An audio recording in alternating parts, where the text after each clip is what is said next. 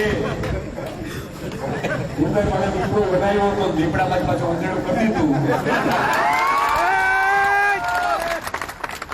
તમારો બધાયનો ખૂબ ખૂબ આભાર.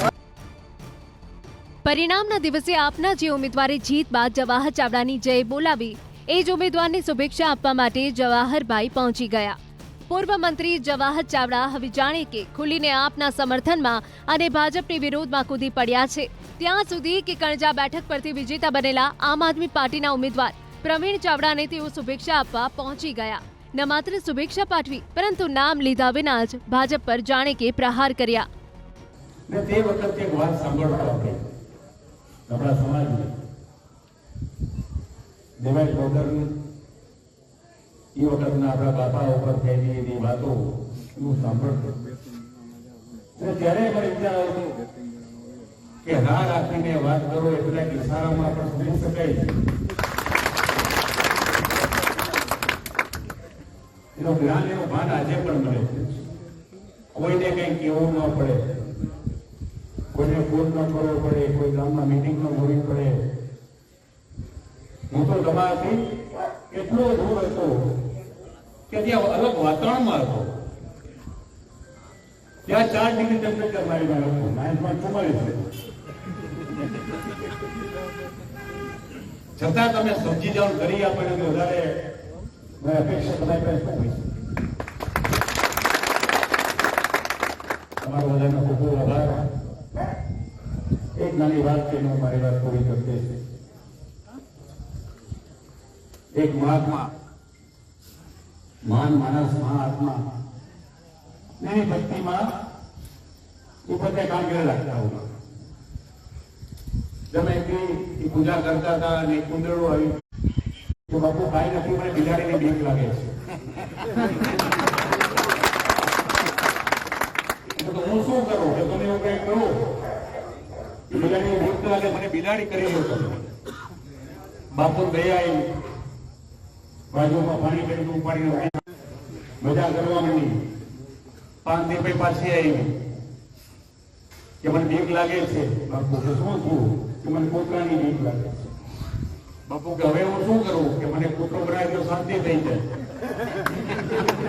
બાપુ કે પાછો નહીં આવતો કે નહીં, કે પાછી અમથી સાચી કે બિલાડી કૂતરું બની. બીક ઉડી ગઈ બિલાડી. 5 દિવસે પાછો આવ્યો. બાપુ હવે તો હું બાકી રહ્યું, દીપડાની બીક લાગે. દીપડો કર્યો પછી કોઈ બી માનવા નહીં. બાપુ બહુ સારું, બાપુ ખાઈ ગઈ ને દીપડો થઈ ગયો. પણ દીપડો થઈ ગયો પછી બેઠો રહ્યો. બાપુ કે જા કે બાપુ હવે અમે ખોરાક તો બહાર ઉપર જાવ.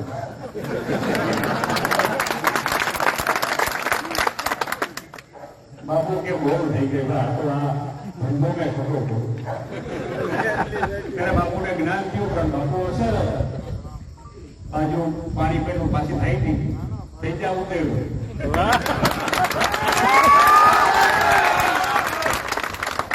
તમે જે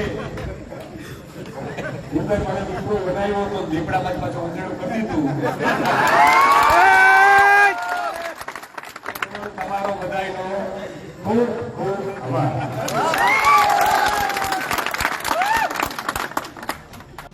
જવાહર ચાવડા વંથલીના ખોરાસા ગામે પહોંચ્યા હતા, જ્યાં આપના વિજેતા ઉમેદવાર પ્રવીણ ચાવડાની દ્વારકેશ મેલમાં પહોંચીને તેમને શુભેચ્છાઓ પાઠવી અને સ્થાનિક મતદારોનો આભાર માન્યો. 28 એપ્રિલે સ્થાનિક સ્વરાજ્યની ચૂંટણીના પરિણામ સમયે આપના વિજેતા ઉમેદવારે જવાહર ચાવડાનો જયકારો લલકાર્યો હતો. આવું અગાઉ વિસાવદરમાં ગોપાલ ઇટાલિયાની જીત બાદ પણ થયું હતું. સ્થાનિક સ્વરાજ્યની ચૂંટણીના પરિણામો બાદ જૂનાગઢ ભાજપના નેતા અને સાવજ ડેરીના ચેરમેન દિનેશ ખટારિયાએ જવાહર ચાવડાને શ્રીખંડી ગણાવીને આક્રમક પ્રહાર કર્યા હતા. તો આખા ગુજરાતની અંદર આમ આદમી પાર્ટી જે કાંઈ હોય તે, વિધાનસભા વિસાવદરની વાત જે કાંઈ હોય તે, પણ માણાવદરની અંદર જેમણે 30 વર્ષ સુધી શાસન કર્યું છે, મારે એમને જડબાતોડ જવાબ દેવો છે કે 30 વર્ષ સુધી 1990 થી જે મને શાસન કર્યું છે અને એના ગઢની અંદર એમનું આખું ખાનદાન જ્યારે પીઠ પાછળ પિતામાં ભીષ્મ એમ કહેતા કે જ્યારે શિખંડીના સ્વરૂપમાં જ્યારે એને શિખંડીના રૂપની અંદર જ્યારે માણાવદર વિધાનસભાના કાર્યકર્તાઓને હેન કેન પ્રકારે ડિસ્ટર્બ કરવા માટે અને પીઠ પાછળ ખંજોર ભકવા માટેના પ્રયત્ન કર્યા છે, ત્યારે માણાવદરની જનતાને, માણાવદરના ભારતીય જનતા પક્ષના તમામ કાર્યકર્તાઓને ખૂબ ખૂબ અભિનંદન પાઠવું છું. સોશિયલ મીડિયાના માધ્યમથી જણાવવા પણ માંગુ છું કે મારી જે લડાઈ છે એ જવાહરભાઈ ચાવડાની સામે રાજકીય રીતે ખુલ્લી લડાઈ છે, કોઈ સામાજિક લડાઈ નથી, રાજકીય લડાઈ છે. અને જે કોઈને લડાઈ લડવી આવતા દિવસોની અંદર વિધાનસભા પણ ટૂંક સમયમાં આવનારી છે, આગામી ગ્રામ પંચાયતોની પણ ચૂંટણી આવનારી છે. જ્યારે મિત્રો એમને આમ પીઠ પાછળ ઘા કરવાના બદલે એમની જો તાકાત હોય તો અમારો એક પણ કાર્યકર્તા ડગતો નથી આગામી ચૂંટણીની અંદર ખુલ્લેઆમ આવીને લડી શકે. અમે પણ કાર્યકર્તા એના માટે સજ્જ થઈ